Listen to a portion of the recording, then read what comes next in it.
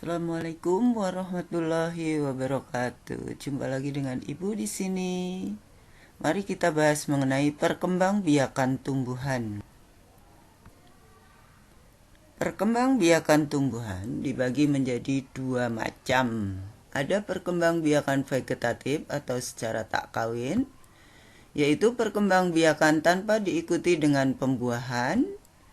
Yang digunakan adalah bagian tubuh yaitu akar, batang, dan daun yang ditanam. Kemudian yang kedua, perkembangbiakan generatif atau kawin, yaitu perkembangbiakan yang diikuti dengan peristiwa pembuahan atau peleburan sel sperma dan sel telur.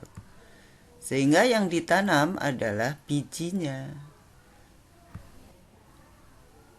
Pertama, perkembangbiakan vegetatif. Itu ada perkembangbiakan vegetatif alami yang terdiri dari rizoma, stolon, umbi batang, umbi akar, tunas, tunas adventif, dan umbi lapis. Sedangkan perkembangbiakan vegetatif buatan ada 5 macam, yaitu dengan cara dicangkok, merunduk, stek, menempel atau okulasi, mengenten atau menyambung.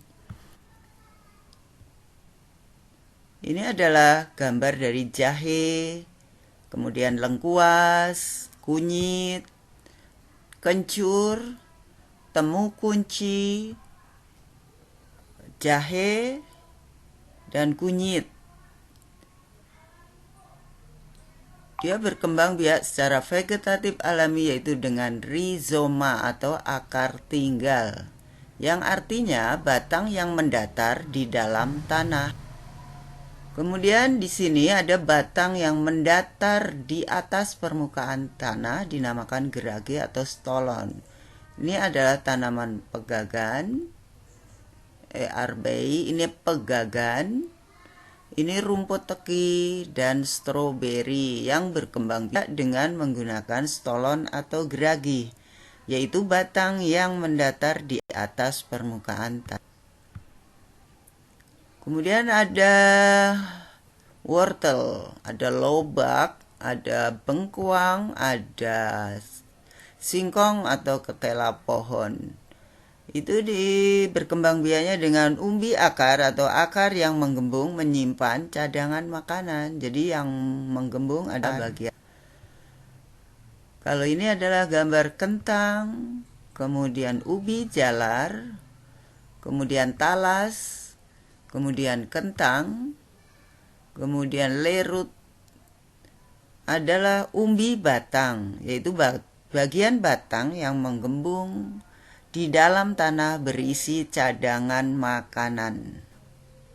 Tunas adventif, yaitu tunas yang tumbuh dari bagian akar atau bagian daun, jadi tidak pada bagian yang semestinya. Biasanya kalau tunas itu tumbuhnya dari bagian batang. Kita lihat gambar ini adalah gambar cocor bebek.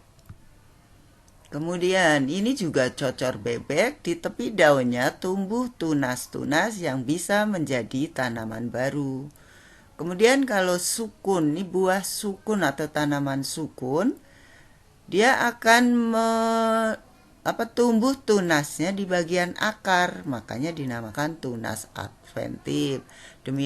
Demikian juga cemara, dia akan tumbuh di bagian akar tunasnya menjadi tanaman baru.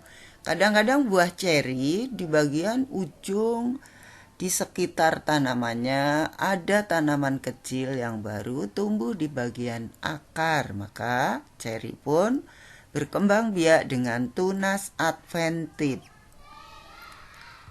Tunas yang tumbuhnya dari bar atau bagian daun. Kalau ini gambar dari bambu. Kemudian pisang, kemudian sereh, maka dia berkembang biak dengan tunas, yaitu tunas yang tumbuh dari bagian batang dan menjadi individu baru. Ini ada bawang putih, bawang merah, kemudian bawang merah lagi, bawang bombay, dan juga daun bawang, kemudian bunga bakung, berkembang biaknya dengan umbi lapis, yaitu umbinya berlapis-lapis. Demikianlah perkembangbiakan pada tumbuhan secara vegetatif alami yang tanpa bantuan manusia. Terima kasih.